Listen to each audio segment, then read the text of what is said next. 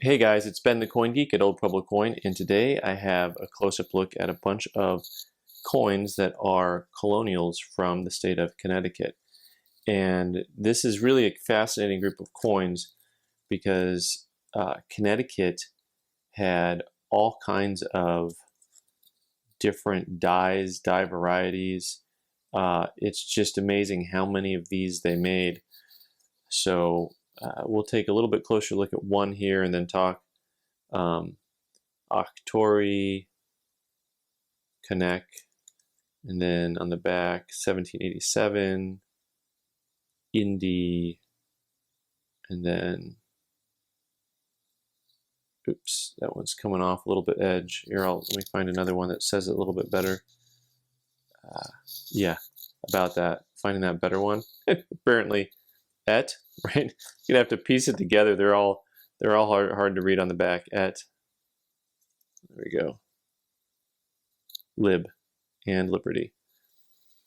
So one of the things that's interesting about this is all these little details that you run into from the dots before and after the AUCI. See, that's faded out. There's a couple dots right there. All those little dots are different on the different varieties. Some of them have dots. Some have dots and like a little flower. See, there's dots in the flower. Some just have the flower. Some just have the dots. And so there's a lot of little details to look at. The big picture, though, is what you can look at and see is just that the actual physical designs of the head, the bust of the coin, is very different from one to the next. And so you'll see a pretty dramatic difference between the styles on that. And what's fun is this, so this has what would be called a planchet flaw straight across the face. All that rough area across the surface right there, that's where the planchet itself just kind of came undone.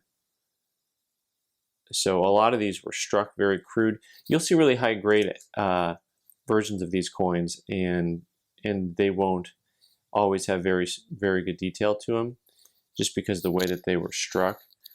They're very inconsistent with their quality, and as you can see, they're inconsistent with their centering. A lot of them are off center. In fact, I've got one here that is, what would you call that, 20% off center.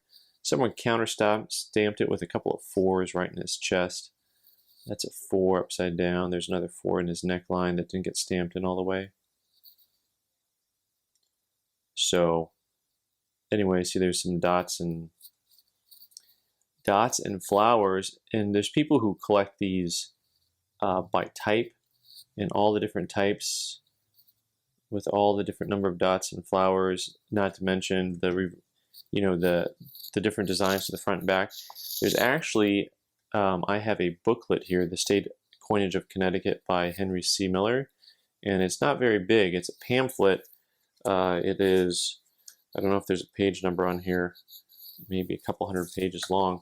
The back of the book has some pictures, and you can see some of the different design elements just on the bust, the figure. You see some pretty broad varieties on those, some facing left, some facing right. And then the reverse designs, I mean, just look how different these look from one to the next. And so this is a big book, and then you get into these charts by date, and they have like all the different types and varieties and how rare they are. And then if you go back to the front part of the book, you get these details about how many flowers there are, cinquefoils, I think is what they actually call them, how widely spaced Indy is. So, and look, like that one's unique. So it's interesting because there's people who, if they want to take the time to learn about all the details on this stuff, you can collect hundreds of varieties of these guys. And so they're really fascinating. I'm still debating whether or not I should bother to send them all in and get them identified individually by type.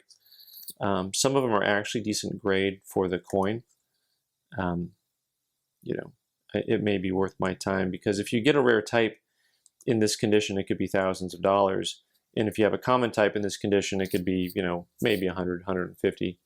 So anyways, really cool group of Connecticut's. Let me know if you guys collect any colonial pieces. I'm Ben the Coin Geek. Thanks for watching. You can subscribe by clicking on the button in the corner and watch more videos on the right side of the screen.